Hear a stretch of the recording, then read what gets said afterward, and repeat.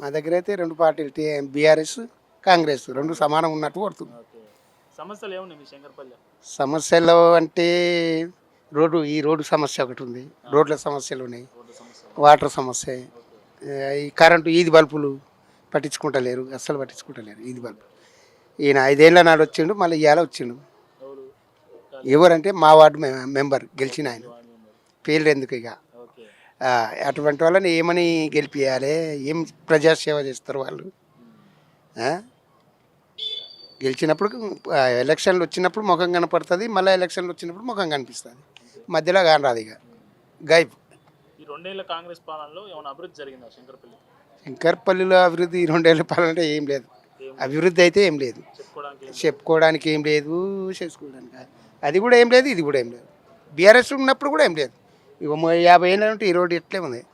ఈ road railway station road, highway road లెక్క కావాలి అసలు. ఇది డివైడర్ కావాలి, ఇది డివైడర్ రోడ్ వేస్తే శంకర్పల్లికి ఒక అందం వస్తుంది. ఇది శంకర్పల్లికి వెన్నుముకలాక ఈ రోడ్డు పట్టించుకునే నాదుడే లేదు.